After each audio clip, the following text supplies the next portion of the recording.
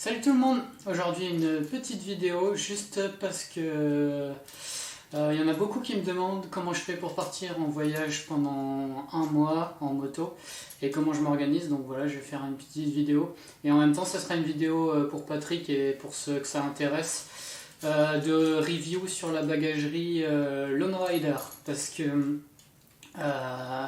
cette année je suis pas parti avec le VFR, je suis parti avec une vieille Africa Twin. Et donc j'ai acheté de la bagagerie semi-rigide qui est la Lone Rider parce qu'il y avait une bonne promo au Black Friday. Et en plus ce que j'ai kiffé, et c'est un peu ce qui m'a fait craquer sur celle-là en semi-rigide, parce qu'il y a plein d'autres fabricants qui font du semi-rigide, je vous laisserai regarder. Mais c'est qu'en fait ils ont un principe de passe en molle, vous allez le voir après. Et c'est ce que j'utilise aussi en airsoft. Et en fait c'est vachement pratique parce que ça permet d'adapter un peu tout. Après je sais qu'il y a Mosco qui fait des bagageries aussi adaptables et tout ça. Bon, moi j'ai choisi celle de Lone Rider parce qu'il y avait une belle promo. Et donc je vais en faire la review parce que Patrick m'avait demandé à l'usage ce que c'était et tout ça. Donc en même temps je vous donnerai mon avis au fur et à mesure. Donc on va commencer. Donc en fait le kit que j'ai en fait c'est une promo qu'ils avaient fait au Black Friday. Ils font plus exactement la même, ils en font une dans le même genre, mais celle-là n'existe plus, alors ils font un autre kit.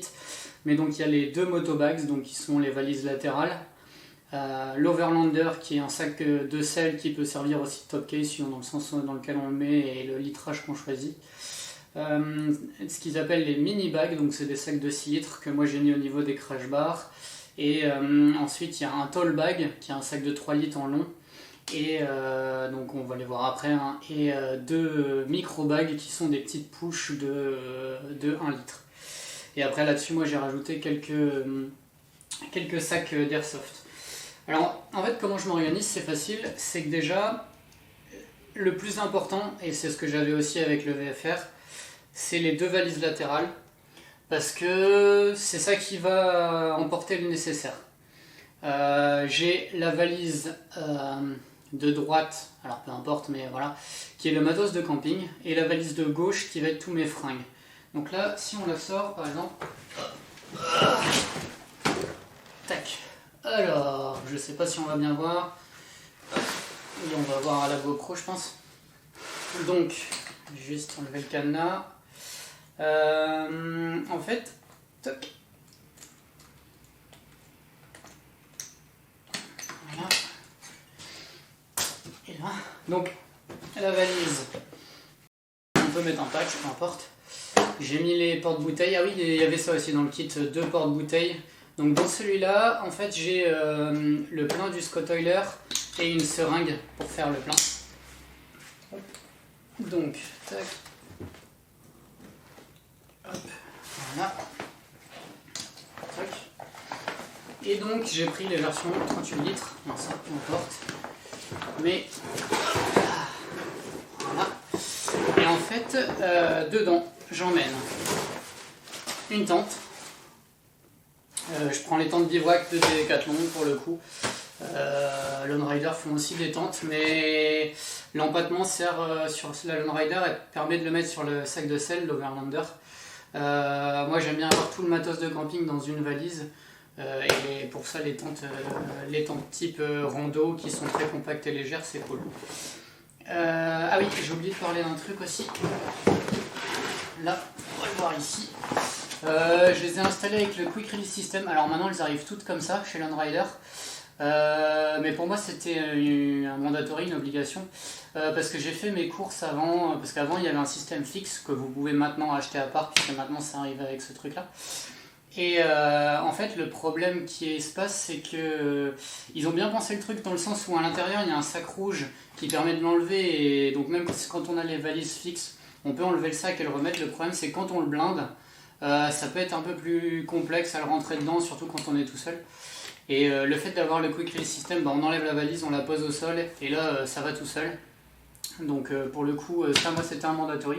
Et là au bout d'un mois, ça n'a pas bougé, hein. Et puis pourtant on a fait du off-road, du pierrier et tout ça. Vous le verrez dans la prochaine vidéo, celle du road trip. Mais donc voilà. Donc j'emmène cette tente, on va récupérer la valise. Ensuite, la deuxième chose importante, un petit matelas auto-gonflant. Alors que celui-là commence à avoir fait sa vie, mais ça fonctionne toujours bien, ça permet d'isoler du froid du sol. Et ensuite, comme on part ultra connecté, donc avec les caméras et tout ça, j'en reviendrai plus tard, et les intercoms, j'ai une rallonge,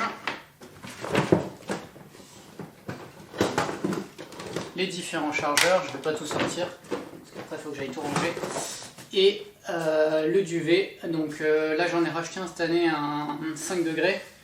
J'avais un 15 avant, et le problème c'est que en partant en septembre, des fois en altitude, c'est un peu juste. Et donc comme je vous disais, ici là dans le bottle holder, donc le porte-bouteille, donc j'ai fait un système de cale avec une protection que j'ai reçue dans un colis ici, et donc je vais avoir une seringue dans un sac isotherme là, et le Scott Oiler, juste parce que pour remplir le graisseur de chêne une fois tous les 2-3 jours, 3-4 jours je pense, suivant le débit que je mets. Voilà. Et donc j'ai différentes powerbanks et autre chose aussi dans cette valise là. C'est à peu près tout, hein. C'est une powerbank, l'adaptateur, et hop, une multiprise, et le petit sac magique avec tous les câbles, un mini PC pour faire les transferts de rush, pour décharger les cartes mémoire dans un disque dur, et le disque dur qui va avec. Donc ça c'est pour la première valise camping, je vais la poser sur le côté, voilà. Donc c'est un peu tout ce qu'il y a dedans.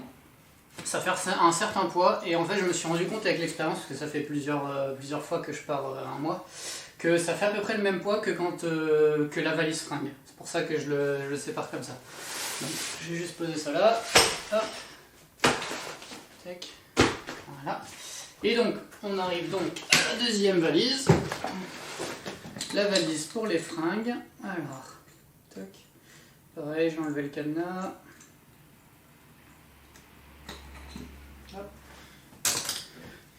Tac. Donc là, cette fois-ci, j'ai aussi mis le porte-gourde sur le dessus, et cette fois-ci j'ai mis une gourde qui a un bouchon percé, donc ça permet de bien le serrer correctement. Et là c'est une petite gourde d'1 litre que j'avais eu à une compète de disque golf à Amsterdam. Et donc en fait ça permet juste de s'hydrater facilement. Hop, c'est à portée de main, je l'enlève, je la remets, et ainsi de suite. Alors j'aurais pu la mettre partout, hein, c'est l'avantage des passants en molle, c'est qu'il y en a sur les côtés, de chaque côté, il y en a sur le dessus. Donc là j'ai mis sur le dessus par choix, parce que sur les côtés, en fait j'arrive, c'est proche de mes jambes et tout ça, j'aime pas, et derrière j'ai mis les pushs de 1 litre, on reviendra dessus juste après. Donc là-dedans, le nécessaire, des claquettes, je vais avoir un genre de hamac gonflable, ça c'est pour quand on veut se poser. Hop, je vais bouger ça, hop, tac. Et après, ça va être les fringues et la magie de la chose.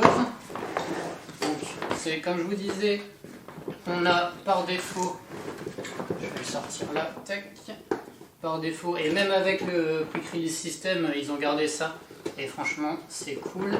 C'est que si j'arrive à choper la lanière, voilà, hop, hop là. Tac, et c'est ce que je disais, en fait quand c'est blindé, c'est un peu la galère à sortir, donc je vais la mettre au sol pour que ce soit plus simple. Toc. Voilà. Hop, hop, hop, hop. Là, on tire dessus. Hop, et on a le sac rouge qui est fourni avec, et où j'ai toutes mes affaires dedans. Bon, là j'ai forcément les affaires, les dernières que j'ai utilisées, parce que le dernier jour je me suis pas éclaté à ranger. J'ai tout foutu en vrac au-dessus. Hop. Et j'ai rajouté un truc, un accessoire qui va vous coûter, mais alors bonbon. C'est tout simplement un bout de carton. Hop. Donc là le bout de carton, en fait ça permet juste de séparer tout ce qui va être t-shirt, pull, pantalon. Donc savoir que je prends à peu près 2 pulls, deux pantalons, un pantacourt, enfin ou un short, et 3-4 t-shirts seulement pour le mois. Et après je m'en fais des lessives. Et puis de toute façon, on est principalement en fringues moto. Donc voilà, le pantalon moto suffit de lui-même. On n'a pas besoin d'avoir 50 000 pantalons. Par contre, j'ai des sous-vêtements pour 15 jours. Et donc ça me permet de faire sur un mois une fois la lessive pour le truc. Le sac poubelle, ah ouais, j'ai oublié de dire, dans la valise camping aussi j'ai un rouleau de sac poubelle de 100 litres. Parce que là par exemple le sac poubelle c'est le linge sale. Alors je sais, ça laisse pas trop respirer. Mais c'est pas grave, de toute façon après on fait une machine, mais c'est bon. Et donc voilà, de l'autre côté du carton, je vais avoir mes chaussettes et mes calbutes. Hop, on va poser ça sur le côté. Hop, je vais revenir au micro-bag après. Donc ensuite, ce que j'emporte, et là on va dire que c'est du gadget, oui et non, celle-là un peu moins, celle-là un peu plus. Donc ce qui est pas mal aussi, c'est qu'on peut coller des patchs. Alors il y en a qui servent à rien, qui sont juste là pour décorer, j'ai mis Postapo écolo, c'est des patchs d'airsoft. Là j'ai mis une croix rouge parce que dedans je vais avoir la trousse à pharmacie. Donc voilà, et puis s'il y a quelqu'un qui lui arrive un truc machin, c'est facilement identifiable. Et donc dedans j'ai la trousse à pharmacie. Alors ce que j'ai dans la trousse à pharmacie est assez simple. On va l'ouvrir.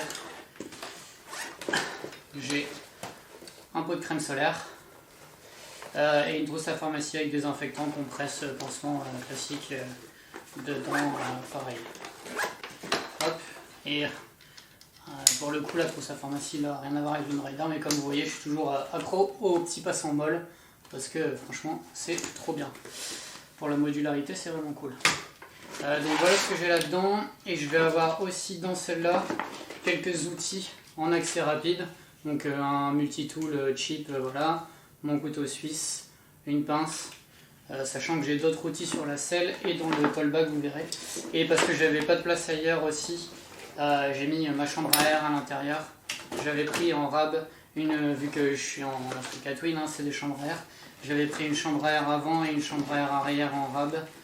Au cas où, alors ça pour le coup ça n'a pas servi, et si vous partez sans, il y a moyen que vous vous en sortez sans trop de problème, hein. Mais voilà, c'est toujours le même principe, quand on a de la place, on emmène de plus en plus de trucs inutiles. Vous le verrez d'ailleurs avec le sac de sel où j'ai pris pas mal de trucs inutiles. C'est pour ça aussi que je fais cette review, pour vous conseiller et vous dire de ne pas refaire les mêmes erreurs que moi.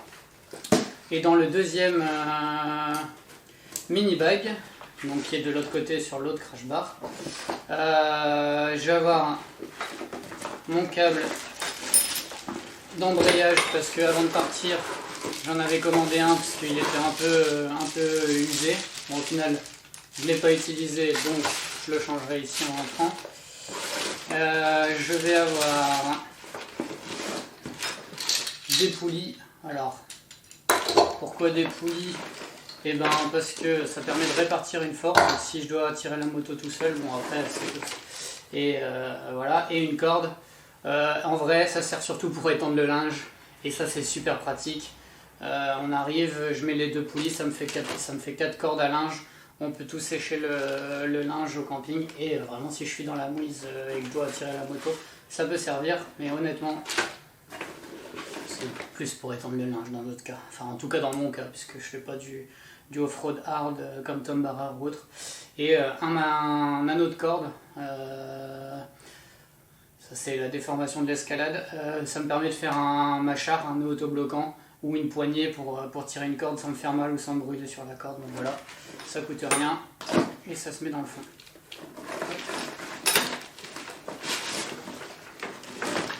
Tac.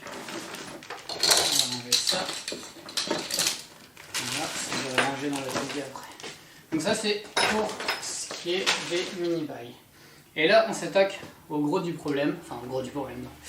Au gros des affaires inutiles, enfin entre autres, pas que.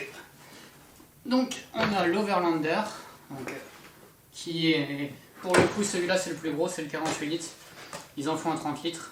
Pareil, les valises, j'ai pris les 48 litres. Non, 38 litres, pardon. Ils en font des 31 litres. J'aurais peut-être dû prendre celle-là parce que pour le coup, mon support de valise est assez large. Et donc elle dépasse par rapport à mon guidon. D'ailleurs, je vous le montrerai après. Mais j'ai des griffes parce que j'ai pris une genre de biloute en pierre là, sur le côté en tournant un peu trop serré. Donc ça va frotter légèrement. Après, l'avantage c'est que ça va pas percer ni rien. Donc ça, pour le coup, niveau résistance, je suis assez content. Pareil, avant de partir en road trip, j'avais eu un des mini bags où la couture elle avait sauté, donc je sais pas si c'est un problème de fabrication ou si je l'avais serré, enfin peu importe. En tout cas, j'ai appelé le service après-vente et ils me l'ont échangé, donc sans trop de problème. Donc là-dessus, c'est pareil, je suis super content. Anna de chez Lone Rider, bravo à toi. Donc, sur l'Overlander, il y a deux parties. Il y a la partie du dessus, là, comme ici, qui se déclipse en fait. Et c'est un genre de porte-carte. On va le voir ici. C'est-à-dire que dessus, là, j'ai tout déclippé. Ouais, là. Hop. Donc là, en fait, sur le dessus, il y a des passants molles partout.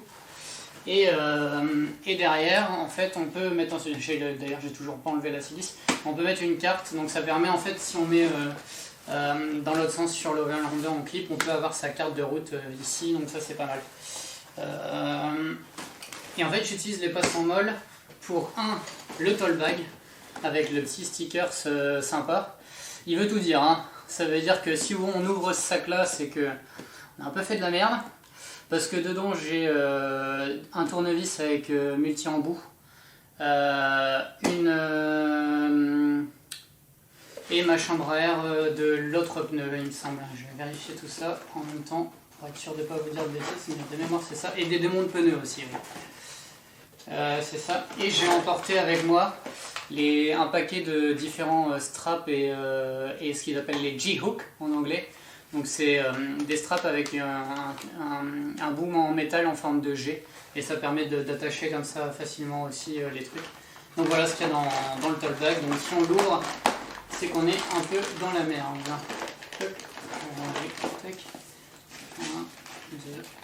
Et donc l'avantage c'est qu'aussi que tout est étanche. Ça pour le coup c'est 100% étanche, parce que je vous garantis, vous verrez peut-être les vidéos du road trip, je sais pas si je mettrai des vidéos de sous la flotte, mais on a pris quand même un sacré gros orage sur la gueule et il n'y a pas eu de problème de fuite d'eau.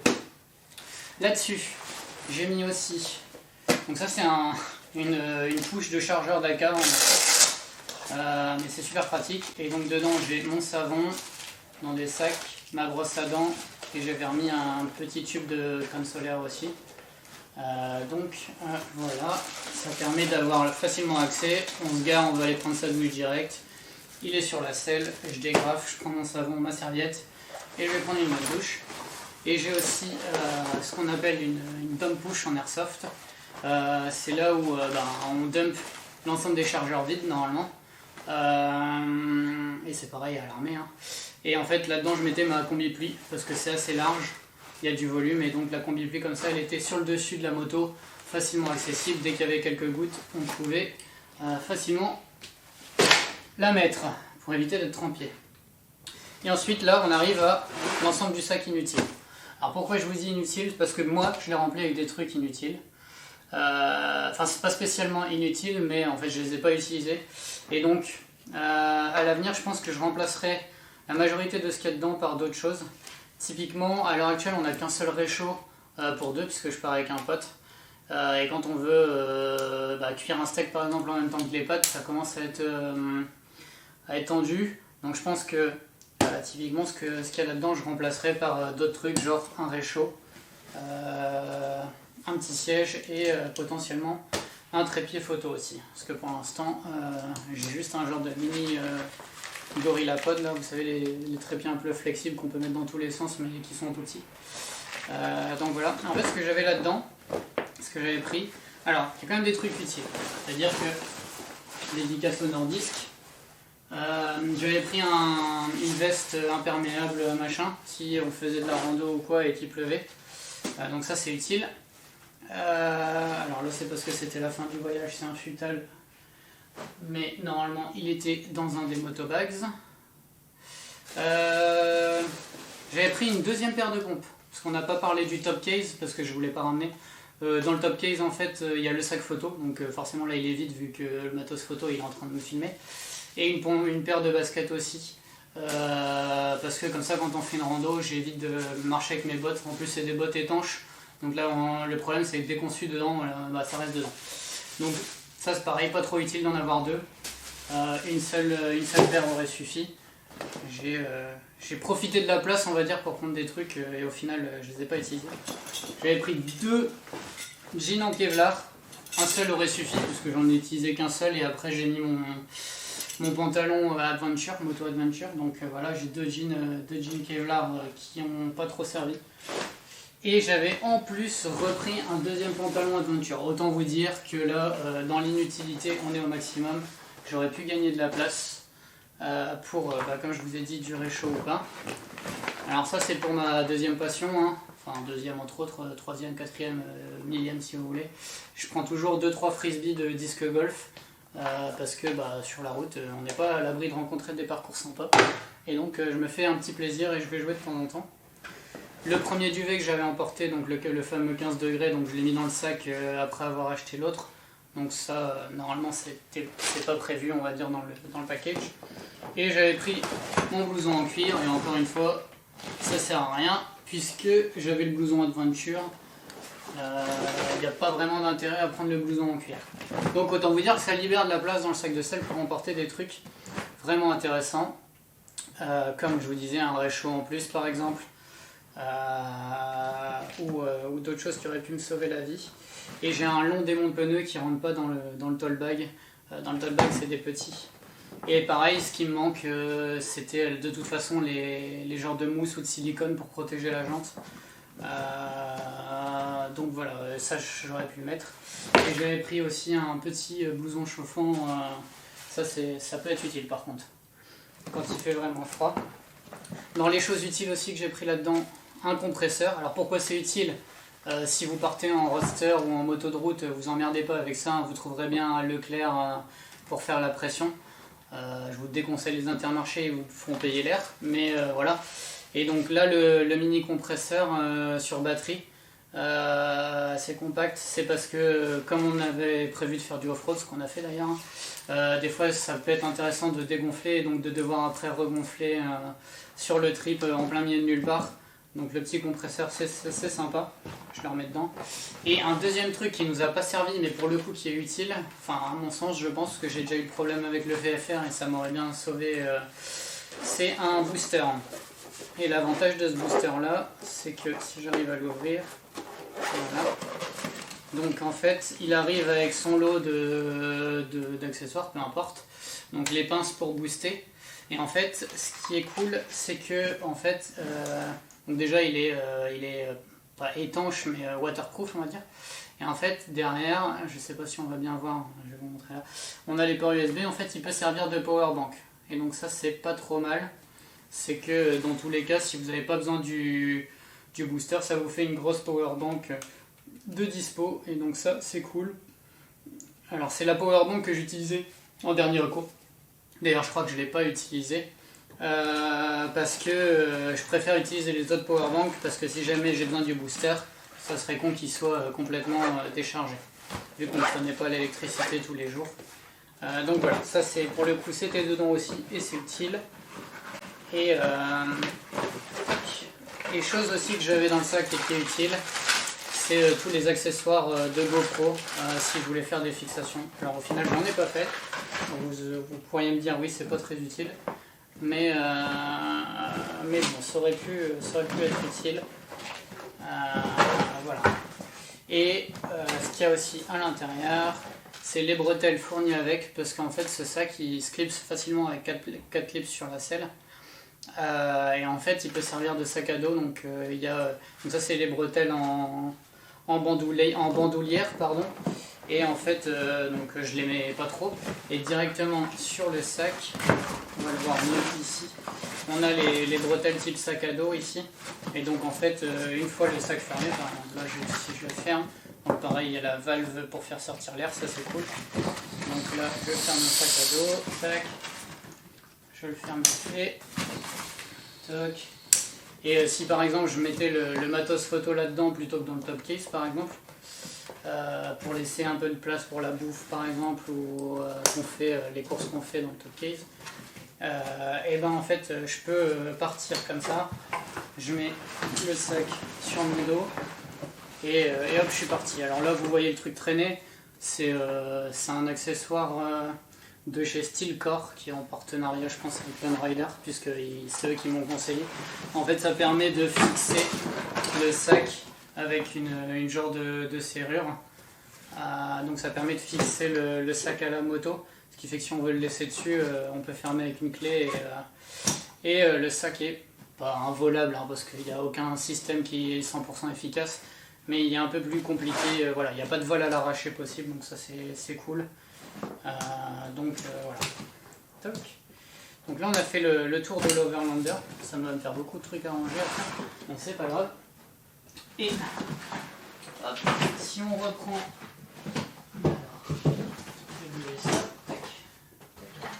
si on reprend mes fameuses motobags, je vais les mettre comme ça pour que vous voyez bien. Derrière, hop, derrière les motobags, j'avais donc ces fameux micro-bags qui font 1 litre. Et dans ces micro-bags, c'était les trucs qui peuvent être intéressants, enfin qui sont souvent d'ailleurs très intéressants, et qui prennent pas trop de place, et que quand on en a besoin vite. Donc j'avais un Talkie-Walkie, parce que donc ça me permet en fait, quand on fait des photos qu'on est assez loin par exemple, de communiquer l'un avec l'autre, ou si on est dans des endroits où il n'y a pas de réseau, potentiellement de joindre les secours. Ensuite, du gros gaffeur noir, parce que noir c'est plus joli que gris flashy. Ça permet de réparer plein de trucs. Pour le coup, j'ai déjà réparé pas mal de choses avec ça. Et donc après, j'ai quelques tendeurs, une microfibre et des lingettes pour nettoyer la visière dans celui-là. Hop. Et donc, je vais mettre sur le côté. Tac. Et dans l'autre micro-bag, je vais avoir donc encore des tendeurs. Donc voilà, quelques tendeurs. Et des sangles à cliquer qui peuvent être aussi pas mal intéressants. Et chose que j'avais pris, et pareil, là pour le coup ça ne sert pas, mais t'es content de les avoir quand il y a un problème. Des rustines avec la colle à rustine qui va bien. Donc je suis content de ne pas m'en avoir servi. Pas m'en être servi, pardon. Et c'est à peu près tout. Là, qu'est-ce que j'ai? Là, c'est un petit kit de visserie et un fil à araignée. Donc ça rejoint le principe des tendeurs et des sangles.